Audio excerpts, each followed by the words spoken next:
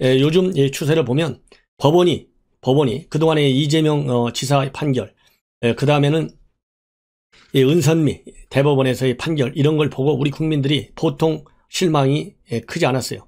그런데 요즘에 실무 판사들의 판결 내용을 보면 윤석열과 최재형에 이어서 이 판사들이 그나마 대한민국의 법치주의와 자유민주주의를 지켜주는 이제 마지막 파수꾼으로 남아있다, 이런 말씀을 드릴 수가 있을 것 같아요. 무슨 얘기냐면 오늘 매우 중요한 판결이 하나 나왔어요. 바로 이 광훈 목사가 무죄 판결을 받았습니다. 어떤 점에서 무죄 판결을 받았냐면 하도 고발된 게 많으니까 말이죠. 여러분들 헷갈리실 거예요. 선거법 위반 혐의하고요. 그 다음에는 문재인 대통령을 공산주의자, 간첩 이런 비판을 통해서 명예를 훼손했다. 이 두 가지 판단이 오늘 내려졌어요. 그런데 1심에서 무죄가 선고됐습니다. 물론 검찰에서는 징역 2년에 공직선거법 위반 혐의에 대해서는 징역 2년, 그리고 명예훼손 혐의에 대해서는 징역 6개월 등 총 2년 6개월을 구형한 바 있어요. 그런데 법원에서 두 가지 다 무죄를 오늘 선고했습니다. 선고의 2인 6선이 이렇습니다. 이 전 목사가 지지했다는 자유우파 정당은 그 의미 자체가 상당히 추상적이다. 그리고 모호하다.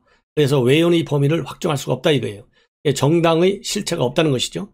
따라서 그에 해당되는 실제 정당을 명확하게 특정할 수도 없다. 그런데 그렇기 때문에 이 정당도 없는데 무슨 선거법 위반이냐, 쉽게 얘기해서 말도 안 된다, 이런 얘기를 하고 있는 거예요. 그 다음에는 이 대통령의 명예훼손과 관련해서는 뭐라고 얘기했냐면 지난해 12월 28일 날 집회에서 대한민국의 공산화를 시도했다는 취지로 문 대통령을 비판했어요. 그리고 작년 10월 9일 집회에서는 문재인 대통령이 간첩이다, 이렇게 주장을 했습니다. 이것과 관련해서 이 명예훼손이다, 이렇게 주장을 했는데 검찰에서도 이러한 이 명예훼손도 해당이 안 된다. 그래서 전부 다 무죄 선고를 했다, 이런 말씀을 드리는데요. 이 얘기를 보면 결국은 다행스럽게 지금 현재 여기에서 이 일종의 표현의 자유를 의미하는 거 아니겠어요? 이 표현의 자유는 인권 중에서도 가장 중요한 자유 중에 하나가 바로 표현의 자유라고 저는 생각합니다. 그래서 이 표현의 자유에 대한 법원의 강력한 보장 의지를 직접 표명한 데 의미가 있다고 저는 봐요. 그래서 무죄가 떨어진 거 아니겠어요? 그러면 왜 법원이 이렇게 표현의 자유를 상당히 강조할 수밖에 없었느냐? 왜냐하면 판사도 법과 양심에 따라서 판결하잖아요. 그러면 그 양심은 이 국정 전반, 사회 전반, 전국 전반에서 일어나고 있는 여러 가지 사안들이 영향을 줄 거예요. 지금 현재 표현의 자유와 관련해서 현 문재인 정권이 이루 용납할 수 없을 정도로 헌법적 가치를 무시하는 현상이 뭡니까? 바로 김여정의 하매병이잖아요. 김여정이가 한마디 딱 하니까 뭘 만들었어요? 전단 살포하는 거 전부 처벌하는 법안을 통과시켰어요. 그야말로 여권의 이 다수당의 횡포가 대북전단 살포 방지법에서도 나타났다. 그러다 보니까 국제인권단체들이 일제히 드러나고 있고 들어섰고, 그 다음에 국내에서 이 북한 인권 관련 단체들도 일제히 일어나서 우연 제청까지 다 해놓은 상태예요. 그리고 미국의 조야에서, 미국의 정부 내, 정부 밖에서, 그리고 미국 의회에서까지 이것은 표현의 자유를 짓밟는 반헌법적인 것이다. 그래서 이 문재인 정권에 대한 강력한 비판의 목소리가 나오고 있어요. 이것이 다 모두 표현의 자유와 직결된 현안들이다. 그래서 제가 보기에는요, 이번에 대북전단 살포 금지법과 관련해서 필요한 우연 제청, 물론 북한 인권 단체도 했지만은 다른 NGO 단체에서도 우연 제청을 반드시 반복적으로 신청해 두는 것이 좋겠다.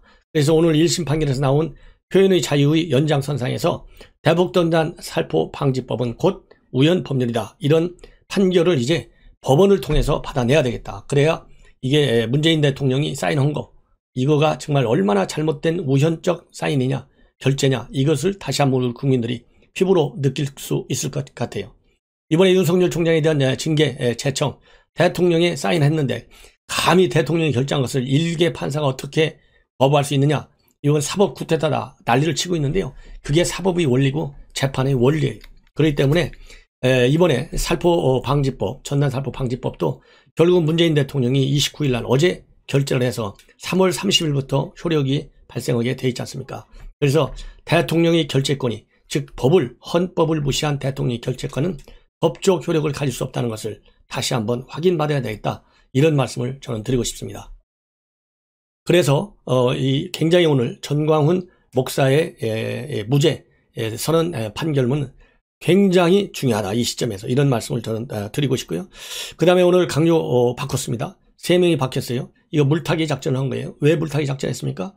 추미애와 문 대통령의 아주 각별한 신뢰관계 때문에 추미애는 그냥 버릴 수 없다 이거죠. 다시 오뚜기같이 살아나라. 살아날 수 있는 받침대를 만들어준 것이 이 법무부 장관 이외에 말하자면 물타기로 들어간 사람이 환경부 장관과 국가보훈처장이에요. 그래서 이 법무부 장관에는 박범계, 환경부 장관에는 한정혜, 그다음에 국가보훈처장에는 황기철. 그래서 의원 2명과 전직 해군 참모총장이 이번에 강요 자리를 받게 되었다. 이런 말씀을 드리고 싶은데요. 이 나머지 2명에 대해서는 여러분들 뭐 크게 관심이 별로 없을 겁니다. 예. 어차피 임명하는 사람들 뭐 인사청문회를 가든 안 가든 자격이 있든 없든 간에 전부 다 임명해버리니까 장관 수십 명, 수백 명 바꿔봐야 무슨 의미가 있겠어요. 다만 있지 않을 사람이 바로 박범계다. 이 박범계 의원은 63년생이고요.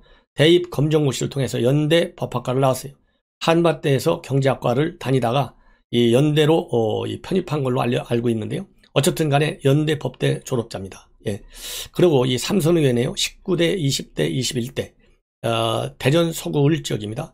참여정부에서 노무현 정부 때 민정 2비서관과 법무비서관 하면서 문재인 대통령과 끈끈한 신뢰관계를 갖기 시작한 것이 시작했습니다. 그래서 다시 3회이고 윤석열 총장과는 연수원 동기로 알려져 있는데요. 옛날에 이 박근혜 정부에서 댓글 사건과 관련해서 윤석열 총장이 강골로 쭉 수사를 해 나가지 않습니까? 예, 그러다 보니까 그때는 굉장히 존중하고 형이라고 그랬고 그 댓글 사건으로 인해서 이 윤석열 총장이 좌천되고 이런 거에서 굉장히 가슴 아프게 생각했는데요. 판이 싹 다 바뀌어보니까 안변불수하고 이건 형이 아니라 국회의원 그러니까 윤석열 총장의 상관이 돼버렸어요. 국회에서 질의응답 할 적에도 똑바로 앉아 고함치고 소리 지르고 예 그러면서 너 옛날에 나한테 형이라고 했잖아 이러니까는 그때하고는 지금 상황이 달라졌어 맞받아치고 이 얘기를 제가 왜 여러분께 소개해 드리냐. 지금 내년 7월까지 약 7개월 정도가 남았어요. 7개월 동안에 박범계와 그 다음에 윤석열 총장과의 관계는 추미애와 윤석열, 조국과 윤석열 총장을 합한 게 아니라요. 곱한 것보다도 더 센 찬바람이 불 것이다.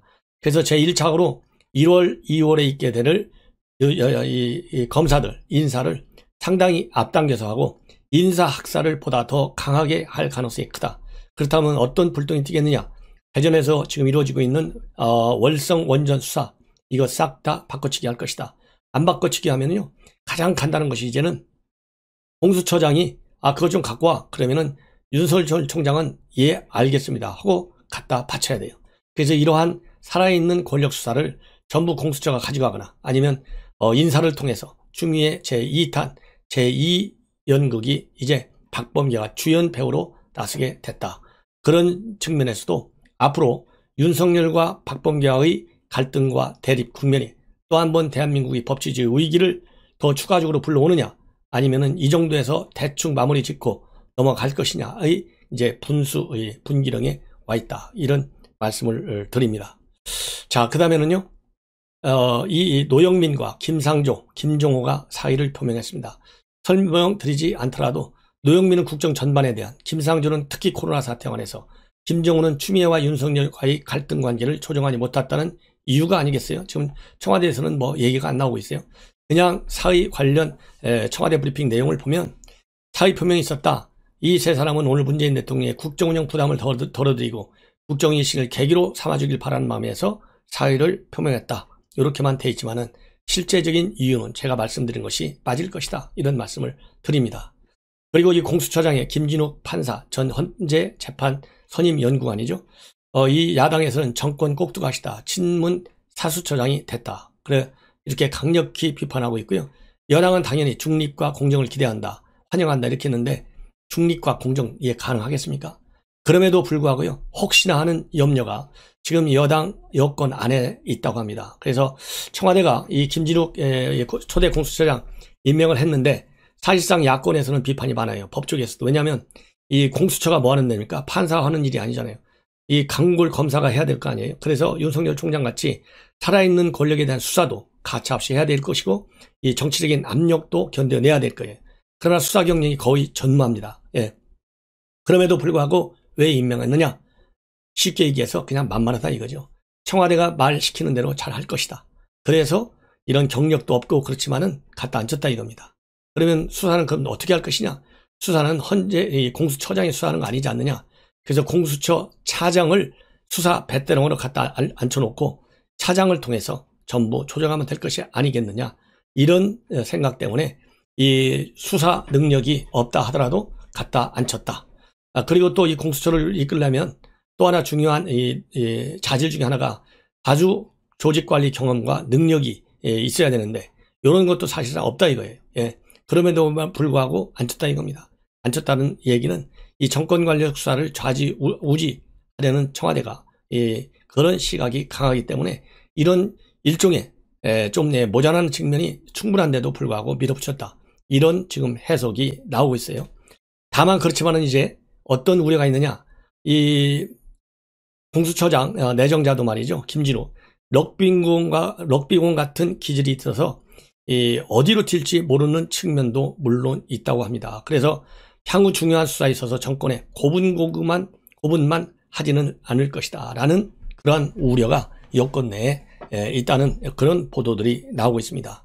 물론 공식적으로야 오늘 임명을 하면서 청와대가 뭐라고 얘기했냐면 지명 배경은 판사와 변호사 그리고 헌재 선임연구관 외에도 특검 수사관 등 다양한 경력이 있는 만큼 전문성과 균형과 역량을 갖췄다고 판단했다. 이렇게 밝히고 있습니다. 자, 이제는 정치권 관련 뉴스입니다. 동부구치소에서 코로나 대란이 일어났죠. 윤석열 총장이 오늘 이 특별 지시를 했습니다. 벌금 1,000만 원 이하 이 범법자에 대한 수배는 해제하라 이렇게 지시를 내렸어요. 따라서 이 9만 명 정도가 되는데요.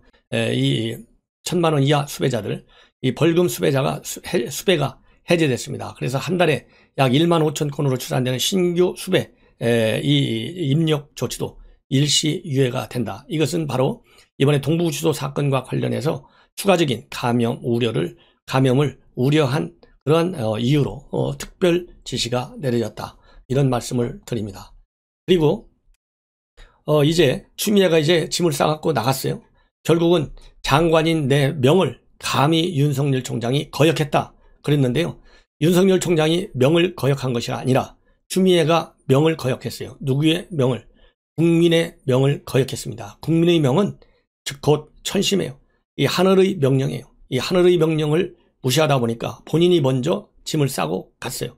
그래서 이 명이라는 용어를 현 21세기 민주정치 국면에서 맞지 않게 그 언어를 저는 써가지고 명이라고 하는 단어를 굉장히 더럽혔다. 저는 그런 말씀을 드립니다. 그러면 시청자 여러분들께서도 잘 아시다시피 추미애가 짐 싸 갔다고 가만히 앉아서 집에 앉아있을 사람입니까? 천만의 말씀이다. 그래서 지금 현재 여러 이 보도들을 쭉 종합해보면 한마디로 인해서 추미애가 정치 제2선에 또 제2막을 다시 추진한다. 그래서 제2막은 누구를 통해서 추진하느냐? 신문 핵심증, 말하자면 대깨문, 문바들을 등에 업고 정치적인 행보를 제기한다. 뭘 위해서요? 총리나 서울시장은 이제 안중에 없다고 합니다. 오로지 차기 대선이라고 합니다. 그래서 말이죠. 차기 대선에서는 결국 야권에서는 지금 제일 센 후보가 누구예요? 어쨌든 간에 윤석열 총장이 지금 단독 1위를 오차범위 밖에서 하고 있잖아요. 28% 정도까지 지금 올라가고 있어요. 이러다 보니까 지금 여권에서도 이낙연과 그다음에 이재명 갖고는 안 된다. 제3자가 있어야 되겠다. 그래서 제3자 나오는 사람들이 정세균, 임종석 이런 사람들이 유시민 이런 사람들이 나오잖아요. 그런데 유시민이 어림도 없는 사람이고 대통령이 무게감이 있어야지 저렇게 무게감이 없고 말이 왔다 갔다 하고 완전히 한쪽으로 기울어진 사고방식을 가진 사람이 대통령 될 수 있겠습니까? 국민 통합 능력이 유시민한테 있어요? 코미디 같은 발언이 나오고 앉아있는데 이건 아니올시다. 저는 그렇게 판단됩니다. 자, 그렇다고 본다면 임종석 되겠느냐? 천만의 말씀이다. 임종석의 사고는 지나치게 북한 쪽으로 경사되어 있다. 더 이상 설명이 필요 없잖아요. 그렇다고 본다면 남아있는 사람이 누구겠어요? 정세균 정도 되는데 정세균 총리도 이번에 추미애와의 갈등 관계에 있어서 그 다음에 윤석열 총장, 추미애 후임 박범계의 관계에 있어서 국민을 기만했거나 솔직하지 못하다는 그리고 이중적인 정치 플레이에 능하다는 평가와 비판을 면하기가 어려울 것 같아요. 왜냐하면 추미애를 얼마나 감쌌어요. 처음에는 추미애하고 윤석열이 다 양비로 나가다가 느닷없이 중반에 추미애만큼 검찰개혁 잘하는 사람은 없다. 이렇게까지 나왔잖아요. 그런데 결국은 사표내고 나갔어요. 여기에 대해서도 정세균 총리가 상당한 부담을 가질 수밖에 없을 것이다. 그런데 지금 추미애 많이 지금 데미지가 엄청 컸죠. 돌아올 수 없는 다리를 저는 건넜다고 봅니다. 그러나 이 문바의 세계 만만치 않습니다. 대깨문의 세계 절대 만만치 않아요. 그러다 보니까 추미애는 이런 강성 이 좌파들의 등을 업고 제2의 정치적인 홀로서기를 할 것이다. 그래서 대선을 노리고 뛸 것이다. 이런 지금 얘기가 나오고 있어요. 제가 보기에는 이런 얘기가 맞을 것 같습니다. 왜냐하면 그래서 윤석열 총장을 탄핵해야 된다라는 마지막 입장문을 남기고 나왔어요. 그래서 탄핵 분위기를 계속 조성해 나가는 것이다. 이렇게 저는 생각을 하고 있습니다. 예. 그래서 야권의 등극 1위인 윤석열과 여권의 등극 1위를 노리는 지금 한 3% 정도 나오잖아요. 추미애가 사실상 여권에서는 3위예요. 추미애의 대결이 이제 우리 미디어들의 중요한 관심 포인트가 되지 않을 것인가 이런 생각이 듭니다. 그리고 오늘 느닷없이 김종인과 이낙연 대표의 비공개 회동이 있었어요. 중대재해법을 비롯한 각종 현안에 대해서 논의한 것으로 그렇게 알려지고 있고 곧 이낙연 대표가 김종인 비대위원장의 청와대 영수회담을 주선할 것이다. 이런 지금 보도들이 나오고 있습니다. 예. 지금부터는요. 중요한 칼럼 2개를 하나 소개시켜 드리겠습니다. 동아일보의 김순덕 대기자의 김순덕 도발, 문재인 정권은 혁명정부였다. 이 하나고요. 그 다음에는 조선일보 칼럼에 실력 없는 권력은 제풀에 무너진다. 그래서 노정태 철학 에세이스트 이 두 명이 쓴 이 칼럼들인데 각각 한 6, 7분씩 걸릴 것 같습니다. 그래서 제가 여러분들께 소개해 드리겠습니다. 먼저 이 실력 없는 권력은 제풀에 무너진다. 이거를 보면 여러분들 쉽게 무슨 얘기인지 다 알아들으실 수 있어요. 그래서 전반적으로 이 적폐청산과 관련된 얘기, 그 다음에 대한민국 현재 취하고 있는 위기, 이런 국면에 관해서 되어 있고요. 이 김순덕의 도발이, 그 다음에 조선일보 칼럼 실력 없는 권력은 제풀에 무너진다. 이 소리는 나치 폭격을 이겨낸 영국인들이 왜 이겨낼 수 있었는지, 그걸 가지고 이제 실력을 쌓아야 되겠다. 그래서 이 문정권은 독재 면허로 코로나에 버티는 국민의 안정 요구를 독재 면허 정도로 여기고 있는데 이거는 절대 그렇지 않을 것이다. 이렇게 알려지고 있고요. 윤석열 승리가 보여준 희망, 결국은 소신과 양심이 이길 것이다. 이런 칼럼으로 되어 있습니다. 그래서 먼저 이 김순덕 칼럼을 이 시간에는 여러분들께 소개해 드리도록 하겠습니다. 이거 전량 제가 읽어 드릴게요. 그래야 여러분들께서 이해가 굉장히 쉬워요. 예. 자, 평양 김일성 광장에 결사옹위라는 글자가 등장했다. 아니 북에서도 우리 대통령을 결사옹위? 나는 잠시 헷갈렸다. 대통령의 안전운운하며 윤석열 검찰총장 탄핵을 외친 김두관 의원 주장에 이른바 조국 수호대 출신 등 강성 의원들이 가세했다. 정권 의원을 설립 취지문에서 밝히며 신문 의원들은 민주주의 4.0 연구원을 발족했다. 대통령이 외롭지 않도록 정계 복귀를 시사한 전 비서실장도 나왔다. 북한에서 결사옹위 정신이란 수령의 신변을 결사옹위하고 수령의 권위를 결사옹호하는 정신을 말한다.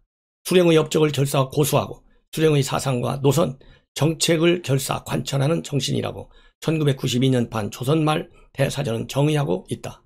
불경이 아닐까 걱정스럽기도 해도 수령 대신 문재인 대통령을 너 읽어봐라. 요즘 친문 세력 분위기와 딱 들어맞는다. 최고 지도자 결사옹위에선 남북이 하나가 된 감격스러운 모습이 아닐 수 없다.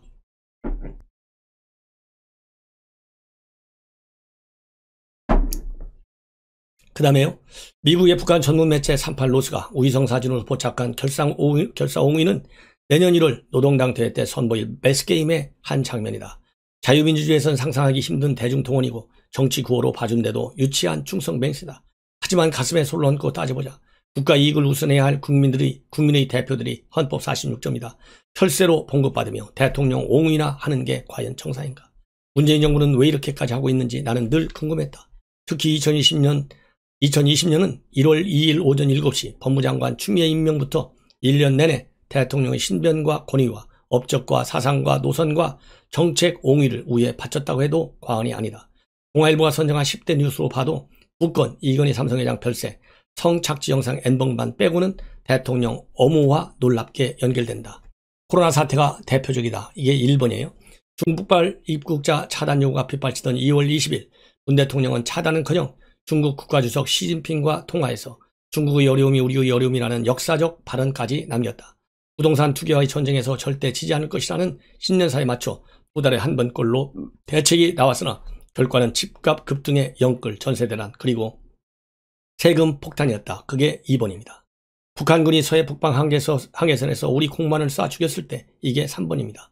청와대가 대통령한테 보고도 안 한 것이야말로 결사 옹우의 전범이라 할 수 있다. 국민이 목숨을 잃을지언정 대통령의 밤잠은 지켜줘야 하는 것이다. 박원순 서울시장이 극단적 선택 이게 4번입니다. 하기 전에 청와대가 통보를 해줬는지를 놓고도 뒷말이 오갔다. 4.15 총선에서 대통령 호위무사를 자처하는 청와대 출신을 포함해 집권당의 위성 전당까지 180석을 차지하자 이게 5번입니다. 우리 총장님과 법무부의 갈등은 한층 격해졌다. 이것이 16번째 뉴스입니다. 심지어 영화 기생충의 아카데미 수상 7번째입니다. 수상은 청와대 짜파구리 파티로 쓴 입맛을 다시 했고 한국인 최초 빌보드 싱글 차트 1위에 오른 방탄소년단 이것은 8번입니다. 8위입니다. 청와대 탁현민 쇼에 동원되는 노역을 치러야 했다. 이쯤 되면 나라 전체가 문 대통령을 중심으로 돌아간다고 봐도 과언이 아니다. 코로나 대비가 잘못돼도 부동산 대책이 잘못돼도 우리 국민의 생명과 헌법 정신을 지켜내지 못해도 문 대통령은 노선을 바꾸는 법이 없다. 문 대통령은 취임 초부터 촛불혁명으로 탄생한 정부라고 강조했는데 이 말이 단순한 레토릭이 아니고 이 정권이 혁명 정부임을 인정하면 많은 의문이 풀리는 신기한 경험을 할 수 있다. 2016년 12월 9일 박근혜 대통령 탄핵안이 국회를 통과했다. 이틀 뒤 제1야당의 유력한 대선 주자였던 문재인은 다음과 같은 발표를 했다. 대통령 탄핵은 이 촛불혁명의 시작입니다. 그리고 이 촛불혁명의 끝은 새로운 대한민국입니다. 이를 위해 우선적으로 청산해야 할 과제로 밝힌 것이 비리와 부패에 관련된 공범자 청산이고 재산 몰수와 지위 박탈이었다. 그때는 너무나 혁명적인 발언이어서 주목받지 못했지만 이제 알 것 같다. 문 정권은 단순한 정권 교체가 아니라 혁명을 꾀했다는 것을. 이인호 서울대 명예 교수는 대한민국의 자유민주주의의 위기를 주제로 2018년 미국에서 열린 구국재단 세미나에서 국내적으로 촛불정신이라는 명분과 적폐청산이라는 미명하에 공공연히 진행되는 구속과 위협, 언론 통제와 여론 조성, 그리고 유례없는 공직 독점은 1917년 러시아 레닌혁명 이후 자행된 정권 장악, 공산 숙청과 유사하다고 지적한 바 있다. 그럼에도 국민이 심각하게 받아들이지 않은 것은 대한민국이 공중 납치된 항공기 상태였기 때문이다. 기장이 납치범으로 바뀔 때 승무원들은 선한 웃음과 안심시키는 목소리로 승객들을 편안하게 해주어서 비행기가 납치된 사실조차 인지하지 못하고 있었다는 것이다. 2020년 국민은 비로소 대한민국이 공중 납치됐음을 깨달았다. 대통령이 임명하는 공수처장은 혁명정부를 최고 지도자를 결사옹위하는 충견 역할을 할 것이다. 자, 이제 1분만 제가 내려가겠습니다. 문 대통령은 30일 새 법무장관 후보자로 집권당 의원 박범계를 지명했다. 패스트트랙 법안 처리와 관련해 재판을 받고 있고 사법부의 행정처장을 입법부로 불러다가 살려달라고 해보라고 했던 대통령의 든든한 동지를 행정부에 입각시킨다는 건 산권 분립을 불도저로 무너뜨린다는 선전포고나 다름없다. 지금 이 시간에도 매우 중요한 이 코로나 사태, 지금 현재 3차 대유행 시기에 진입해 있는데요. 지금 이러한 상황에서 악화를 시키고 있는 것이 바로 이 동부 구치소발 코로나 확산 추세, 그다음에 영국발 변이 코로나 또 확산 추세, 그에 따른 우리 정부의 대응 능력과 그리고 이 준비 실태, 이런 것들을 모두 다 짚어봐야 되는데요. 확실하게 신뢰할 수 있는 그런 이 상황은 아닌 것 같습니다. 먼저 이 코로나 확진 추세가 계속되고 있어서 그러니까 오늘이 30일이잖아요. 30일 0시 기준으로 해서 이 국내 확진자가 1050명으로 또 늘어나고 있고요.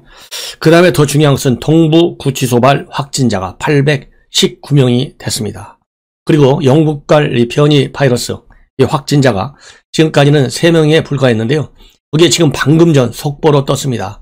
남자, 여자 각각 1명씩 더해서 총 5명이 확진자가 됐는데 영국발 우리 국내 입국한 우리 한국인들의 경우에는 현재까지 62명이 입국한 걸로 알려져 있어서 이 변이 바이러스 이 확진자가 더 늘어날 가능성이 상당히 크고, 또 일반적인 그동안까지 논의해 이 확진 추세를 보여왔던 일반 코로나 바이러스 확진자도 점점 더 늘 가능성이 있다고 하는 것이 감염병 전문가들의 일관된 그리고 또 일치된 전망이다. 이런 점들을 정부 당국에서 매우 심각한 하나의 경고로 알아들어야 되겠다. 그래서 지금은 이제 정부 여당에만 맡길 수 있는 상황이 아니다. 그래서요, 제 생각에 지금 정부 여당이 이 백신과 관련된 TF팀을 가지고 있는데 이것이 사실상 유명무실하다는 거 아니겠어요? 그리고 이 팀장에 김상조 정책실장을 앉혔는데 사실상 김상조가 뭘 알겠어요? 백신에 대해서. 알고 못하는 그런 이 정보의 지식의 그런 걸 어느 정도 가지고 있느냐 없느냐도 중요하지만 자세예요. 지금 김상조 머릿속에 코로나가 들어가 있겠습니까? 만약에 김상조 머릿속에 코로나가 들어가 있다면 사태를 이 지경까지 지금 만들어 놨겠어요? 여기에서의 제2지경이라고 하는 것은 백신을 도입하겠다. 그리고 이 모더나 CEO하고 대통령이 통화까지 했다고 했지만은 그 신뢰성에 대해서도 전문가들은 지금 상당히 반신반의하고 있다. 이런 말씀을 드립니다. 왜냐하면 죄송합니다. 도입하겠다고는 했지만은 구체적으로 도입 시기별 이 물량이 아직 확보되지 않고 있고요. 구체적으로 또 계약을 체결한 것도 아니에요. 말로 약속한 거예요. 그런데 그 말을 얼마나 믿겠어요? 더군다나 가변성이 얼마나 크겠습니까? 이 공장의 회사의 공급 물량은 제한되어 있는데 문재인 대통령 같이 정상이 전화해야 되고 각국 정부 기관에서 난리를 칠 텐데 대한민국 국가의 외교 역량이 이렇게 위급한 상황에서 우리 국민의 생명 위급한 상황에서 느닷없이 그런 백신을 빼낼 수 있을 정도의 국제적인 신뢰도를 두는 외교 역량과 능력 그리고 외교망을 가지고 있냐 이거예요. 이게 모두가 외교잖아요. 그리고 그 다음에는 정보 역량입니다. 과연 이 공장망을 통해서 정보망을 통해서 수단과 방법을 가리지 않고 합법적 틀 안에서 이 백신을 우리 한국에만 우선적으로 공급해 주도록 그런 이 정보 역량을 이 박지원 국정원 체제가 그리고 그 이전 현재 문재인 정권에서 관리해온 국정원이 그런 과연 능력을 가지고 있냐 이거예요. 그렇기 때문에 외교적인 로비 능력, 그 다음에 국가 차원에서의 정보 역량 모두가 이 백신을 우리 한국에게 우선적으로 이 공급해 주도록 할 수 있는 그런 체제는 다 양면성에서 결여되어 있다라고 하는 것이 제가 느끼는 거예요. 아마도 우리 시청자 여러분들께서 께서도 저하고 비슷한 상황 인식을 가지고 있을 것이라고 믿습니다. 자, 그렇다고 한다면 먼저 이 백신 문제와 관련해서 말씀을 드리기에 앞서서 왜 그럼 동부구치소가 이렇게 문제가 난리가 났느냐? 이 확진 추세가 계속되고 있는데도 불구하고 추미애가 한 것이 뭐겠습니까? 오로지 윤석열이 물어나는 거 하나밖에 안 했잖아요. 온갖 징계위원회 열리죠. 징계위원회에서 직무 배제시키죠. 또 징계를 의결하죠. 그 다음에 온갖 SNS 활동, 그 다음에 공모활동, 국회가 됐든 국회 밖이 됐든 매일같이 윤석열이 욕하는 거에 치중하던 그런 머릿속에 이 감염 위험이 그렇게 크다는 경고가 수차례 나왔는데도 불구하고 구치소 한 번이나 가봤냐고요. 어제 마지못해서 한 번 갔는데 그 갔다 오고 나서 바로 하는 게 뭡니까? 바로 SNS에 통해서 하는 게 뭐예요? 윤석열이 이제 탄핵해야 된다고 그랬잖아요. 탄핵. 지금 정부 여권에 직접적인 반기를 들고 있는 거예요. 그래서 저는 추미애 제일 처음에 대통령하고 70분 동안 얘기가 나왔을 때 이거 사의 표명했다고 그래서 이건 그동안에 이제 반성하는 의미에서 그리고 새로운 길을 열어주는 의미에서 본인이 임무를 완수했다. 물려주는 것 억지로라도 그렇게 생각을 할 수도 있었겠지만은 기본적으로는 반발성으로 사표를 냈다. 제가 그렇게 판단을 해드렸는데 그 반발성은 여전히 아직 반발의식이 가리지 않고 있어요. 그러니까 하다 이제 법으로까지 안 되니까 이제는 이 법원에서도 안 됐잖아요. 그러니까 이제 국회로 가져가자 이거예요. 국회로 가져가서 탄핵시키면 무조건 하고 추미애가 바라는 윤석열 총장에 대한 직무는 정지되는 거 아니겠습니까? 헌재에서 심판이 끝날 때까지 정지가 되거든요. 그러니까 그걸 노려가지고 여당에서도 이낙연과 김태년 등 지휘부도 그 탄핵은 그렇게 뜻대로 되는 게 아니야. 뭐 의석수를 180석 가지고 있으니까 탄핵 국회는 통과하겠지만은 정직 2개월짜리도 법원에서도 통과 안 됐는데 헌재에서 통과되겠느냐. 더 이상 얘기하지 마. 역풍이 더 심해. 왜냐하면 내년 4월 선거에서 만약에 탄핵으로 간다고 해봐요. 내년 4월 보궐선거에서 더 망하죠. 그러니까 그걸 가로막는데도 불구하고 추미애는 오로지 지 목숨과 명예 하나만 딱 걸고 아니올시다 탄핵해야 됩니다. 이런 얘기를 하고 있잖아요. 그 반발이 저는 아직도 안 끝났다. 저는 장관직을 내려가더라도요. 이 추미애 편에 서 있는 애완견들이 국회, 검찰 여기 한두 명이 아니잖아요. 이 애완견들, 문바들, 대깨문들 이런 사람들을 등에 업고 이제는 이 탄핵 여론을 정부 밖에서 계속 확산시키고요. 또 하나는 서울시장 티켓 달려고 난리를 칠 가능성이 많다. 그래서 이 추미애의 반발성은 그 끈질긴 추미애의 추다라크적인, 추다라크는 너무 좋은 얘기죠. 사실 안 어울리는 얘기예요. 이제는 추다라크라는 말을 안 썼으면 좋겠어요. 추미애의 그 고질병적, 독성적 그런 성격이 계속될 것이다. 그런 말씀을 드리는데요. 지금 언론에서 평가하는 왜 이 동부구치소에 이 확진 추세를 막지 못했느냐. 그래서 5개의 실책을 여론에서 거론하고 있어요. 첫 번째로는 확진이 지난 11월 말에 있었는데 처음 발견됐는데 3주 뒤에야 전수검사를 했다는 거. 그리고 예산이 없다는 핑계하에 마스크를 안 줬다는 거. 이 마스크 예산 한 번 주는데 뭐 이 법무부에서 발표한 거면 거의 최대한 한 9,800여만 원씩 든다고 하는데 그걸 조달청 같은 데서 한꺼번에 사면 우리가 소비자 가격으로 사는 가격에 사겠어요? 거의 절반 가격에 사지. 말도 안 되는 소리예요. 아니 추미애가 1월 달에 소년원 방문할 때 이 햄버거 사 먹으라고 돈 가져갔다는 그 돈을 이 마스크 쓰는데 썼어야 될 거 아니겠습니까? 예. 그런 돈들은 마음대로 쓰면서 직원들하고 성금을 거뒀다고 하면서 쓰면서 이 재수자들에 대한 인권은 이렇게 무시하는 추미애, 그리고 현 문재인 정권, 만약에 추미애가 구치소를 한 번도 안 갔다, 윤석열만 쫓는다, 그러면은 관련 부처에서 특히 정세균 총리가 이 질병대책 총본부장이잖아요. 그러면 추미애 너 뭐 하고 있냐? 빨리 구치소 가봐라 해야 될 거 아니에요? 아니면은 정세균 총리가 듣지 않았어요. 지금이라도 가야 돼요. 아니 뭐 정세균 총리는 대구의 현장에 가서 한 달여 이상 진두지휘했잖아요. 그때 높은 평가를 받았지 않습니까? 생명 걸고 지휘하는 모습. 이럴 때 동부구치소 가세요. 그리고 안철수 이 국민의당 대표도 대구 가서 했잖아요. 한 보름 정도로 기억이 나는데, 그리고 지금 현재 내가 코로나 잡겠다 서울시장 나가갖고 지금 공언을 하고 있는 상황 아니에요? 그러면은 이 안철수 이 서울시장 후보 중에 한 사람이잖아요. 이 안철수 당 대표도 동부구치소에 지금 바로 달려가세요. 그러면 서울시장 딱 거머쥐는 거 제가 보기에는 90% 목표를 달성한다. 예, 그래서 대구에 간 것이 안철수 당 대표가 의사로서 정치 지도사로서의 솔선수범의 모습을 보여줬다. 이런 평가를 받지 않습니까? 죄송합니다. 그러면 이제 제 2탄으로 동부구치소를 가거나 청송구치소를 가거나 남부구치소를 가거나 지금 현재 동부구치소 발 확진자가 나오는 곳을 아예 쫙 순시하시라. 그러면은 웬만한 말 100마디보다 이 한마디가 훨씬 크다. 그래서 안철수 대표도 여기를 가시고, 또 이 국민의힘에서 야당한테 유리하다 그러니까 한 뭐 10여만 가까이 다 나오고 있는데요. 나오는 건 뭐 출마 자유입니다. 예. 그런데 말로만 뭐 코로나 잡겠다, 그 다음에 이 부동산 문제 해결했다 하지 말고 능력, 전문 지식, 유무를 떠나서 일단 구치소를 먼저 가세요. 구치소 먼저 가셔가지고 현장을 살펴라. 모든 공무원들의 가장 큰 문제가 탁상 공론이라고 하잖아요. 그러니까 지금 출마자들도 마찬가지예요. 내가 코로나 잡겠다 외치지 말고 현장에 가서 보고를 받아라. 대신에 이 보고 받는 것도 거창하게 받지 말고 신문에 나온 것만 가져가서도요, 보고 받지 않고 바로 할 수 있어요. 너도 나도 다 가면 동부구치소 마비돼요. 그러니까 보고는 일체 받지 말고 한번 가서 쭉 대충 얘기나 듣고 와라. 예. 그리고 먼저 알고 있는 모든 지식을 그분들한테 터놓고 대책을 강구하라. 이런 말씀을 드리고 싶어요. 자, 그 다음에는 무증상 음성 나온 재소자 격리 조치도 없이 한 달여간 방치했다. 이게 세 번째 실책이고요. 네 번째가 매뉴얼에 맞게 대처를 해야 되는데 매뉴얼조차도 비밀이라고 공개를 못하는 이 동부구치소와 법무부. 매뉴얼이 진짜 있는지 모르겠어요. 그 다음에 다섯 번째가 지난 여름에 해외에서조차도 교도소의 집단 감염과 관련해서 폭동도 일어났는데 그런 것을, 그리고 이 교도소가 집단 감염의 원인이 될 수 있다. 이런 이 얼리 워닝이 있었어요. 조기 경보가.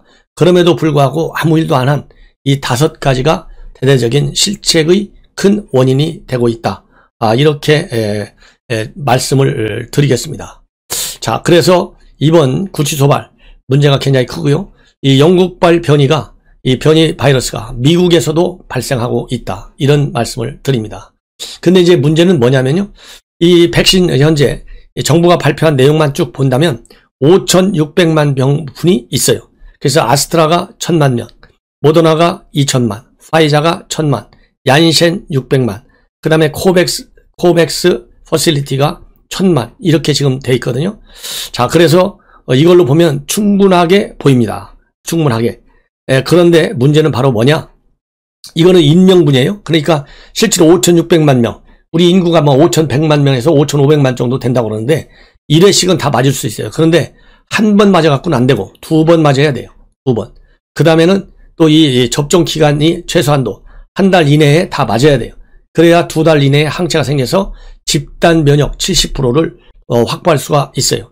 그런데 문제는 뭐냐? 도입 시기가 너무 애매모호해요. 예를 들어서 아스트라 같은 경우에는 내년 1분기에 들여오겠다. 모더나는 2분기에 들여온다. 파이자는 3분기에 들여온다. 그리고 얀센은 2분기에 들어온다. 코백스는 언제 들어올지 모른다. 이렇게 돼 있거든요. 그러면 실제로 이렇게 시기가 설정은 돼 있지만은 이 시기대로 과연 들어올 수 있겠느냐? 이런 문제가 계속 제기될 수밖에 없는 거예요. 그래서 구체성이 좀 약할 수 있다. 이런 지금 이 비판이 제기되고 있고요. 지금 선진국의 경우에는 이미 백신 접종을 시작했어요. 40여 개국이 접종을 시작했는데 대한민국은 2월이나 돼야 아주 제한적으로 극소수만 접종을 시작하니 얼마나 참 창피하냐. 내년 2월로 못 바뀐 것도 아니에요. 2, 3월 이렇게 돼 있어요. 그러면 올해 이미 접종을 시작한 나라들은 영국, 미국, 캐나다, 사우디, 이스라엘, 카타르, 스위스, 세르비아, 멕시코, 칠레, EU, 아르헨티나, 말레이시아, 쿠웨이트 이런 나라들 대소 이 중간국 할 것 없이 우리보다 국력이 센 나라, 우리보다 국력이 약한 나라 다 망라해서 전 세계 190여 개 중에 40여 개 국가가 이미 접종을 시작했는데 대한민국은 거기에 못 낀다. 문제는 바로 뭐냐? 대한민국이 일반 경제적인 수치 외교 동력으로 보면요. 15등 안팎이라고 하는 것이 정설이에요. 그런데 지금 40등 안에도 못 들고 있어요. 내년 2, 3월 되면 아마 전 세계 국가의 절반 이상이 다 백신 접종을 할 텐데 절반에도 못 끼는 불상사가 일어날 가능성을 배제할 수 없다. 저는 그렇게 말씀을 드리고 싶고요. 내년에 접종하겠다고 지금 알려져 있는 나라들이 내년 우리나라보다 빠른 나라 인도, 인도네시아, 방글라데시, 브라질, 일본 이 5개 나라가 우리보다 빨라요. 내년 1월로 되어 있어요. 자, 여기서 대단히 미안하지만요. 방글라데시, 인도도 우리나라보다 빨라요. 얼마나 기가 막힙니까?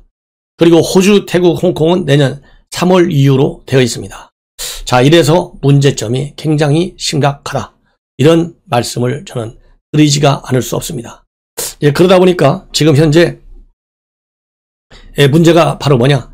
윤석열을 제거하는 노력에 100분의 1만 했어도 구치소에 비극은 맞지 않았을 것이다. 라는 그런 비판적 사설이 우리 조선일보에 실려 있다. 그래서 이 마지막 결론이 뭐냐? 인권을 중시하는 것처럼 행세해온 것이 이 정권 사람들인데 완벽한 통제로 말이 거의 새어나올 수 없는 구치소 수용자들의 살려주세요 하소연에 대해서는 들은 척도 안 했다. 일반 공무원들에 대해서는 코로나에 걸리면 징계를 할 것처럼 겁을 줬으면서 법무장관, 차관, 교정시설 책임자들이 구치소 집단 감염을 방치한 심각한 직무유기에 대해서는 누구 하나 책임을 지겠다는 말 한마디 안고 있다. 그래서 제가 일찍이 이거 직무유기로 고발해라, 해야 된다 이런 방송을 제가 어제 그제 쭉 해드렸는데 어제 이 시민단체에서 전격적으로 직무유기 혐의로 고발했다는 말씀을 드렸고요. 그래서 이제 대검에서는 즉각 이 고발된 추미애 이 사건을 그동안에 추미애 고소고발된 사건 검찰에서 단 한 번 조사를 안 했어요. 이제는 포토라인에 세워야 되겠다 이런 말씀을 저는 드립니다. 그리고 추미애가 이렇게 인권을 무시한 것처럼요. 재소자, 피의자들의 인권을 보호하기 위해서 포토라인에 쓰지 않는 것을 하나의 검찰 개혁의 첫 요소로 조국이 맨 먼저 이거를 도입했어요. 맨 먼저 덕본 사람이 그래서 조국 부부였잖아요. 그런데 이런 인권을 본인이 무시한 것처럼 본인도 인권을 보호받을 자격이 없는 사람이다. 그래서 추미애가 특히 이 구치소 문제와 관련한 이 직무유기에 관해서는 포토라인에 자진해서 서달라. 그것이 우리 국민들의 분노를 달래는 유일한 길이고 반성하는 유일한 길이다. 저는 이런 말씀을 드리고 싶습니다. 자, 그래서 일단 코로나와 관련해서는요, 이 정도로 제가 말씀을 해드리고요. 오늘 추미애가 사표가 수리될 것이다 라는 보도가 나오고 있어요. 근데 추미애 하나만 사표를 수리하면 책임을 씌워서 내보내는 것으로 보이기 때문에 이건 아니올 시다. 그래서 이 환경장관 정도, 이게 제일 만만한, 환경장관 막말로 해서 대단히 죄송한 얘기지만 뭐 대단한 힘이 없잖아요. 정치적으로 본다면. 그러니까 제일 만만한 환경부 장관 이런 사람들 하나 슬쩍 끼어갖고 물타기 인사를 할 것이다 라는 보도가 계속되고 있고요. 그 다음에 김진욱, 이건리 두 사람이 공수처장 후보로 지금 올라가 있는데 누가 되든지 간에 선무당 사람 잡듯이 결국은 호두 수사로 일관할 수밖에 없다라고 하는 것이 지금 전문가들의 평가입니다. 예. 그래서 이 누가 누군지 여러분들 잘 아시겠지만은 지금 올라와 있는 사람은 김진욱 헌재 선임연구관, 그다음에 이건리 권익위 부위원장이에요. 그래서 한 사람은 검찰 출신, 한 사람은 판사 출신입니다. 바로 이 김진욱의 경우에가 이제 판사 출신인데 김진욱 이 선임연구관이 그래서 유리하다. 근데 문제는 뭐냐? 수사 경험이 없다고 하는 것이 상당히 좀 결격사유라면 결격사유다. 요런 지금 평가가 나오고 있습니다. 그리고 이건리 부위원장은 권익위 상당히 원칙에 충실한 검사 생활을 해왔지만은 현 정권은 검찰을 그렇게 싫어하기 때문에 과연 검찰을 갖다 앉히겠느냐 이런 점에서는 좀 불리하다. 이런 평가들이 지금 나오고 있어요. 자, 그리고 이용구 사건과 관련해서 이 경찰에 맡기지 않고 대검에서 직접 중앙지검이 맡아라 이렇게 지시를 했다고 합니다. 그래서 처음에는 중앙지검에서 이성윤이가 안 맡고 경찰로 넘기려고 했는데 그거는 말이 안 된다. 왜냐하면 이미 서초검찰 경찰청에서 수사한 거를 신뢰할 수 없다고 하는데 거기다가 다시 맡길 수는 없다. 그래서 중앙지검이 직접 수사하라 이렇게 명령을 내려가지고 이 명령도요 이성윤한테 대검이 직접 내리지 않고 중앙지검의 구자현 3차장한테 내렸다. 이렇게 지금 알려지고 있어요. 그런데 이걸 보면 이성윤이가 지난 7월 달에 한참 추미애가 서슬이 시퍼렇게 윤석열을 몰아붙일 때는 윤석열 말을 단 한 건도 듣지 않았어요. 그래서 대검이 검찰총장한테 중앙지검의 대면 보고조차도 아예 없애버렸잖아요. 아예 안 가버렸잖아요. 그렇게 아주 뻣뻣하게 반발의 칼날을 그렇게 서서히 시퍼렇게 세웠던 이성윤인데 이번에는 대검이 그거 너희가 직접 해. 그러니까 그냥 속된 말로 X 소리도 못하고 그냥 받았다고 그래요. 이걸 보면 결국은 이성윤이도 뺨 맞고 싶은데 뺨을 잘 때렸다 이렇게 생각한 것 같아요. 이 추미애만 따르다가는 본인도 어떻게 사법 처리될지 불안할 거 아니겠어요? 그런데 그렇다고 해서 갑자기 느닷없이 이제 끝까지 버티기도 힘이 이제 빠졌잖아요. 힘이 빠져 있어요. 그러다 보니까 중앙지검의 지시를 들었다. 하지만 수사는 말하자면 이용구와 친분이 있는 수사 지휘 라인으로 딱 버텨 있어요. 이성윤이는 검찰국장 하면서 같이 근무했고 그 다음에 형사부장 이동훈 부장검사는 국제형사과장으로 같이 근무했고 그 다음에 구자현 3차장 검사는 대변인으로 같이 일을 했고 그래서 전부 다 사실상 이용구의 애완견이나 마찬가지인데요. 애완견 이거 별로 영향가 없을 것 같아요. 왜냐하면 이제는 칼자루를 윤석열이 확실하게 가지고 있어요. 그리고 추미애는 쫓겨나고 있어요. 그런데다가 대검의 지휘권이 지난번에 윤석열 총장이 힘이 없을 때는 대검에서 지휘해도 김관정 동부지검장이 말을 안 듣고 바로 추미애 아들 무영의 이렇게 밝혔잖아요. 근데 이번에 대검은 달라요.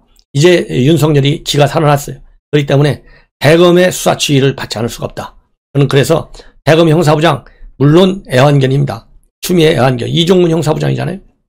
그렇지만은 어쨌든 윤석열 카드가 상당히 지금은 세기 때문에 밀어내기가 굉장히 어려울 것이다. 이런 말씀을 드립니다. 그래서 앞으로는 여당에서는 지금 현재 윤석열을 말하자면 사실상 쫓아낸 거나 마찬가지의 효과를 누리기 위해서 큰 틀에서 이 검찰개혁 시즌2 그 다음에 공수처 8쪽 이렇게 돼 있거든요. 근데 검찰개혁 시즌2가 이제 강론으로 들어가고 있어요. 하나는 아예 검찰청을 없애자. 그래서 공소청으로 바꾸자 이겁니다. 이것은 초강경파들이 하고 있어요. 그래서 김용민, 김남국, 최강욱, 황운하 이 사람들은 전부 보소 검찰의 수사선상에 올라와 있는 사람들이 대부분이에요. 최강욱 마찬가지잖아요. 황운하 마찬가지죠. 예. 그 다음에 또한 패거리는 뭐냐? 아니다. 이거 하려면 힘들으니까 아예 윤석열 탄핵을 밀어붙이자. 또 이 패들이 있어요. 패거리들이. 김두관, 민영배, 이하경, 김경엽. 이런 사람들이 바로 탄핵파에 속해요. 그래서 탄핵파와 검찰청 폐지파. 저는 그렇게 명명을 하고 싶습니다. 그렇지만은 이 특위가, 검찰개혁 특위에 있는 윤호중 위원장은 기소권을 좀 없애야 되겠다. 기소권을 없애는 1차적으로 개혁을 해야 되겠다. 이런 지금 얘기를 하고 있다. 이런 말씀을 드립니다. 예. 자, 그래서 이 정도가 되면 지금 현재 여건이 얼마나 무리한 윤석열 몰아내기 작전에 돌입하고 있는지 여러분들께 충분히 말씀드렸다. 이런 말씀을 드리고 싶고요. 제가 방송하고 있는 도중에 속보가 떴네요. 바로 뭐냐면 추미애가 윤석열 징계 청구로 국민께 혼란들여 송구하다. 집행정지는 항거하지 않겠다. 집행정지에 대해서 항거하지 않겠다. 이렇게 방금 입장문을 밝혔습니다. 그래서 이 입장문 여러분께 간략히 소개시켜드리겠습니다. 징계를 30일 날 윤석열 총장에 대한 징계 청구를 제청한 것과 관련해서 국민께 혼란을 끼쳐드려 매우 송구하게 생각한다.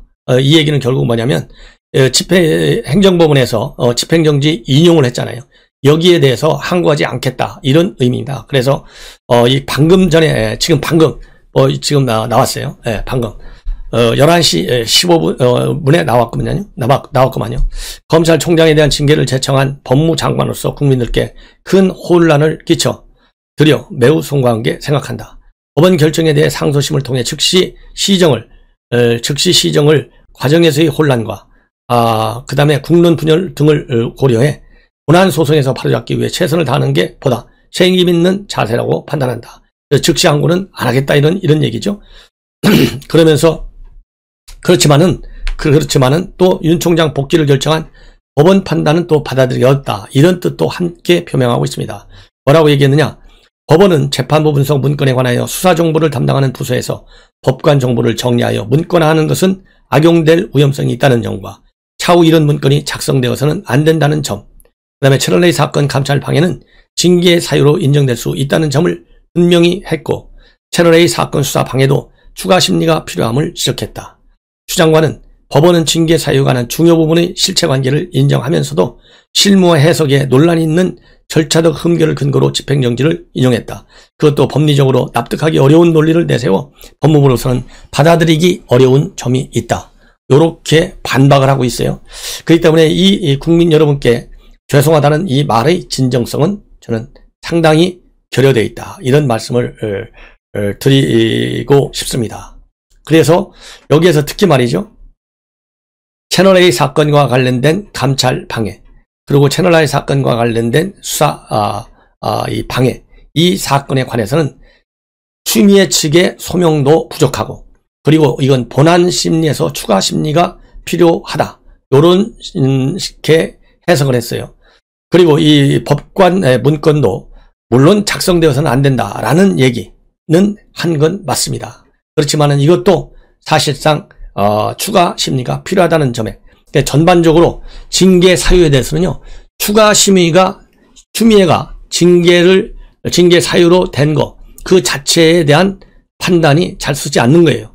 그래서 추가 심리를 하기 위해서는 많은 증거 자료가 더 추가적으로 제출되어야 되겠다. 이런 점에서는 이렇게 추가 심리, 즉 추미애 장관의 사유에 대한 의혹 쪽에 저는 방점이 찍혀 있다. 이런 점에서 본인에게 유리하게만 해석해서 이 성명을 내놓은 점이 매우 참 아쉽다. 이런 말씀을 드리고 싶고요. 그 다음에 여러분들 지금 현재 저도 방금 전에 지금 말씀을 드렸잖아요. 김진욱 판사 출신이 유리할 것이다. 이렇게 말씀을 드렸는데 김진욱 선임 헌법연구관을 대통령이 공수처장으로 발령을 내렸다. 이 말씀을 같이 드립니다. 지금 이것도 뭐 아주 지금 바로 떴어요. 지금 바로. 예, 지금 제가 방송을 마무리하려고 하는데 바로 떴습니다. 그래서 그러면 김진욱 공수처장 누구인지에 관해서 여러분들께 간략하게 말씀을 드리겠습니다. 이 김진욱 이 헌법재판소 선임 연구관은 대구 출신입니다. 그래서 2년간의 판사 생활을 한 뒤에 2010년까지 김앤장 법률사무소에서 변호사로 일했어요. 그래서 99년도에는 조폐공사 파업유도 사건 특검팀의 특별수사관으로 참여한 적이 있습니다. 그래서 2010년도부터는 헌재에서 헌법연구관과 선임연구관으로 근무해 오고 있는 그런 판사고, 정치적인 중립 논란에서는 비교적 자유로운 그런 평에 속한다. 다만 수사 경험이 거의 없어서 대형 권력 수사를 총괄할 수 있을지에 대한 의문이 제기되고 있다. 이렇게 지금 알려지고 있습니다. 그러면서 공수처는 제2의 검찰로서 조직 규모도 작지 않아서 탁월한 수사 경험은 물론 충분한 조직 운영 경험과 관리 능력을 갖추지 않으면 안 되는데, 수사 경험이 거의 없는 신임 내정자 헌법재판관 후보로는 적합할지 몰라도 공수처장 후보로는 합당한 인물이 아니다라는 이 평가도 있습니다. 이 평가는 연수원 동기생인 김종민 변호사, 순천지청장 출신이죠. 이분이 그렇게 평가하고 있습니다. 예. 그래서 앞으로 제가 보기에는 판사 출신이라고 하지만 누가 공수처장이 되더라도 본질적인 것은 바로 뭐냐? 공수처가 정치 권력으로부터 자유롭게 중립적으로 그야말로 공정하게 수사를 해야 되겠는데, 과연 그럴 능력과 준비가 돼 있고 또 그렇게 정권이 놓아두겠느냐? 절대 아니올 시다. 왜냐하면 윤석열 총장도 임명할 때 살아있는 권력 수사를 했는데, 참말로 권력 수사를 하니까, 살아있는 권력 수사하니까 지금 내쫓으려고 난리가 되는 거 아니겠어요? 예, 이거는 자명하다. 저는 그런 말씀을 드리고 싶고요. 그래서 이 주호영 원내대표 같은 경우에는 추미애 공수처류가 돼서 검찰이 정당한 권력에 대한 수사를 방해하고 검찰을 파괴하는 그런 공수처가 될 것이다.